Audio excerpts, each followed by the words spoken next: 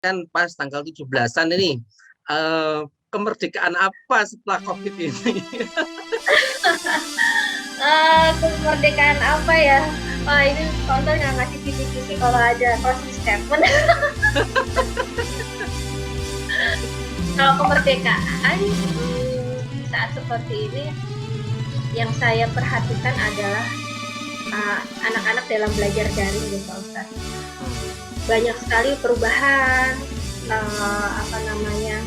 perilaku belajar, kemudian bagaimana memahami materi-materi pembelajaran seperti itu ya. Untuk seusia anak-anak kita ya Pak Ustadz ya, ada yang kecil, ada yang SD, ada yang SMP, itu kan masing-masing seperti itu. Kalau melihat mereka dengan aktivitas seperti ini, kemudian tidak banyak aktivitas bergerak di luar sana, itu berat memang. Saya tidak menaruh ekspektasi yang tinggi akhirnya dengan kondisi seperti ini. Saya menyadari saya sendiri tidak maksimal dalam mendampingi belajar meskipun kami dalam satu rumah gitu ya, karena dengan aktivitas masing-masing seperti itu. Jadi saya menurunkan ekspektasi. Asal anak-anak mau bertanya, berdiskusi gitu ya. Jadi kalau saya sih meja makan itu sebagai tempat diskusi kami gitu.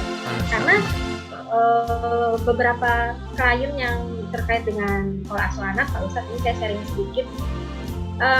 Ketika saya tanya bagaimana aktivitas makan bersamanya, ya paling cuma nggak ada 5 menit selesai masuk kamar lagi gitu. Ya, kita nggak pernah makan sama-sama. Ya kalau lapar baru makan sendiri gitu. Nah menurut saya ini menjadi ajang yang menjadi quality time yang bagus. Saya dengan keluarga itu kalau sarapan atau makan siang atau makan malam itu bisa lama bersama-sama di meja makan, membahas apapun dibahas kalau ada anak-anaknya gitu. Jadi disinilah quality time yang bagus. Jadi untuk pendidikan saya ekspektasinya agak saya turunkan karena kondisi seperti ini kita mau push juga nanti mereka nggak merdeka gitu ya Pak Ustadz. Jadi mereka nggak merdeka dalam belajar. Sebenarnya mereka kebingungan ini gimana caranya memahami, bagaimana sulit gitu. Betul. Kita aja tidak mudah. Kita sendiri yang seperti itu pun kadang memahami secara dari. Jadi istilahnya mereka bisa happy, bisa mau diskusi, mau belajar aja luar biasa itu. Iya, jadi kadang yang anak saya yang TK itu kadang mogok Zoom-nya, kadang nggak ngumpulin tugas. Ya sudahlah semaunya. Ya yang penting kita tahu perkembangan anak, sebenarnya dia sudah mampu, sebenarnya dia sudah mau seperti itu. Kelihatannya sama Mbak, ini kondisinya ini anak-anak kita. Mungkin seluruh pemirsa juga gini ya merasakan. Betul sekali. Jadi kemerdekaan anak-anak ini supaya tidak tertekan dan perkembangannya juga tumbuh dengan baik gitu, berkembang dengan baik. Jadi mungkin simpulkan Mbak Fira mengatakan kemerdekaan itu tidak ada penekanan kepada anak-anak. Kondisi yang seperti ini. Mungkin makna kemerdekaan Mbak Ica gimana nih dalam masa seperti ini? Alhamdulillah ini ya kabar-kabar baik mulai terdengar ya Tat ya. Awalnya dulu awal-awal COVID itu kan sebenarnya yang kena tuh paling cuma 5.000-7.000 orang per hari. Kemudian bulan Juni, Juli itu naik sampai signifikan sampai 50.000 per hari orang yang kena COVID. Artinya memang di bulan Juni, Juli waktu saya isoman itu memang tinggi-tingginya COVID itu. Waktu itu memang rumah sakit full-fullnya itu di bulan Juni, Juli.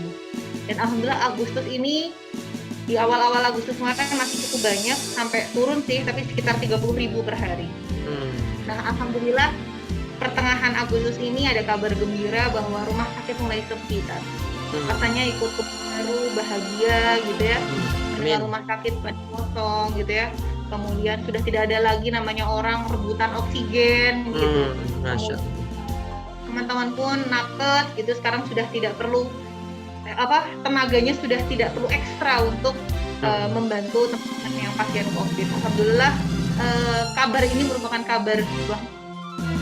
kabar gembira ya, bahwa kita juga semoga harapannya makin dan makin lebih baik lagi sehat semuanya, diberikan Amin. perlindungan Allah, merdeka dari COVID, insya Allah, amin. Oh, merdeka Kita dari harap- COVID ya. Ya. Baik, terima kasih. Ya, ada pesan yang silakan. Pesannya ya tetap jaga prokes, jangan lupa. Kemudian kalaupun kita sudah pernah kena COVID kemudian sehat lolos, juga bukan berarti kita harus dibawa merasa sombong, COVID biasa kok gitu ya, flu biasa kok, alah itu nggak sakit, nggak ini nih ya. Beberapa orang tertentu COVID ini nggak mengenal usia ya, yang muda Betul. kemudian meninggal juga ada, yang tua kemudian meninggal juga ada, yang sepuh, yang tua kemudian tetap sehat juga ada. Artinya memang semua berada di takdir Allah. Tapi bukan berarti kita harus jumawa, merasa sombong dengan kondisi tersebut, mengabaikan, jadi abai. Tapi kita tetap harus menjaga prokes dengan baik, kemudian aware gitu. Karena ternyata gejala long COVID itu ada gitu ya. Betul. Ada beberapa orang tertentu yang mengalami gejala long COVID. Artinya ini harapannya sih memang sakitnya udah deh seminggu aja habis itu sembuh gitu ya, tapi ternyata kenyataannya memang ada gitu ya gejala long COVID. Nah ini yang nggak kena terus ikhtiar imun ya, agar bisa terhindar dari COVID. Harapannya semoga nggak ada lagi nih nanti reinfeksi ya Amin. Ustaz ya. Amin. Lagi Ustaz juga keluarga semoga Amin. sehat-sehat selalu. Amin. Doanya baik, alhamdulillah. Pokoknya Baik. semoga COVID segera hilang gitu. Gitu kan? Oke, jadi kalau Mbak Ida mengartikan merdeka ini tahun ini merdeka dari COVID, insya Allah. Pak Karsono ketika sudah kena COVID kayak gini kondisinya, memaknai kemerdekaannya apa nih? Ya, yang jelas gini kan, satu hal yang mungkin kita bersama nih masyarakat Indonesia harus berdoa, ya 17 Agustus kan hari kemerdekaan. Mudah-mudahan juga nih Allah merdekakan Indonesia dari COVID ya. Amin. Amin. Mudah-mudahan Indonesia merdekakan dari COVID pada momentum 17 Agustus nanti.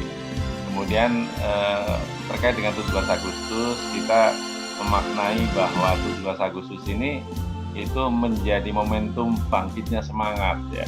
Dan biasa teman-teman di kantor gitu ya, besok hari Senin juga ada rencana istilahnya kita tasakur 17 Agustusan Tad. Oh, Masya Allah. Luar biasa ya, cinta Indonesia. 17 Agustusan. Merdeka.